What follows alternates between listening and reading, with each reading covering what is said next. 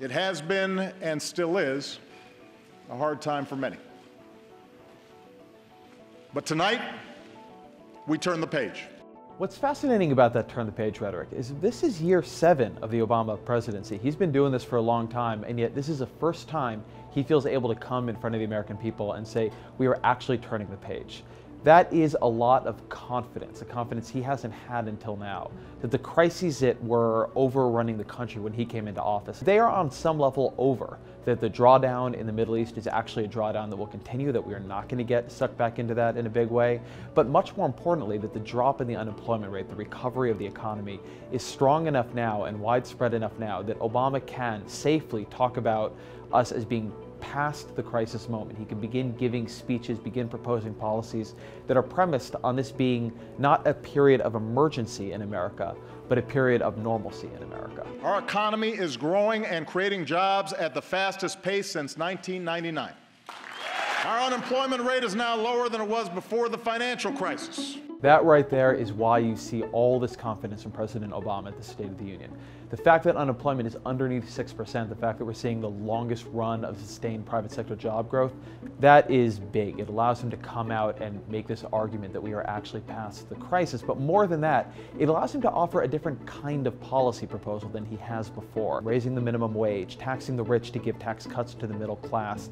These are proposals that would have been at home in the Clinton administration. These are how Democrats deal with a good economy, not a bad one. And so you're not just hearing the turning the page kind of thing in the rhetoric. You're actually seeing it in the policy agenda Obama puts forth. And in the past year alone, about 10 million uninsured Americans finally gained the security of health coverage. What is interesting about that sentence is what Obama doesn't say. This is his signature legislative achievement, and by all accounts, it's actually been pretty successful right now. And yet he doesn't spend even a couple of sentences running through it. Not only that, but healthcare.gov, Obamacare, is in open enrollment right now. Here he gets a State of the Union, the biggest audience he himself will command probably this year. And rather than use it as an opportunity to say, hey, Obamacare is working and now is a great time to go get signed up, go buy health insurance, he barely mentions it. The only explanation I can come up with, the only thing that fits with the theme of the speech and can at all explain why Obama does so little to mention or promote Obamacare, is that this for Obama, for the Obama administration, is a speech about looking forward. They're trying, as I said, to turn the page. That's what middle-class economics is. The idea that this country does best when everyone gets their fair shot. Everyone does their fair share.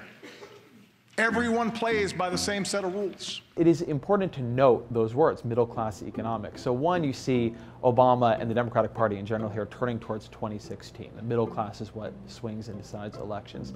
But two, every other State of the Union, you were dealing with the unemployed, you were dealing with people in poverty, you were dealing with people really hurting. To move the focus from the folks who are really in pain over to the middle class, which is in many ways struggling, it is a big shift in the rhetoric, and not just rhetoric, but the target of Obama's policies. Mr. Putin's aggression, it was suggested, was a masterful display of strategy and strength. That's what I heard from some folks. Well, today, it is America that stands strong and united with our allies, while Russia is isolated with its economy in tatters.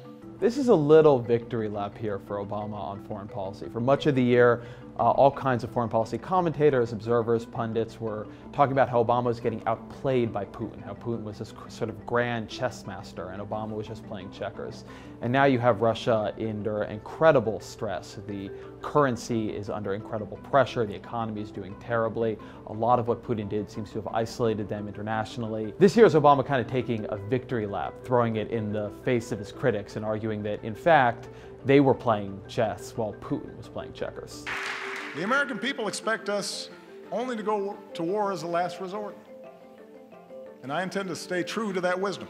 As much as anything is, this right there, that one sentence is a summation of Obama's entire foreign policy. Something that is maybe not unique about Obama, but unusual about him, is that most politicians, most presidents, most foreign policy folks in Washington, they think a lot about the problems of American inaction. They worry about all the things we aren't doing in the world. Obama worries a lot about the problems of American action. I think if you sat him down and he was going to be real honest, I think one of the things Obama is proudest of is all the conflicts that he has not gotten America embroiled in.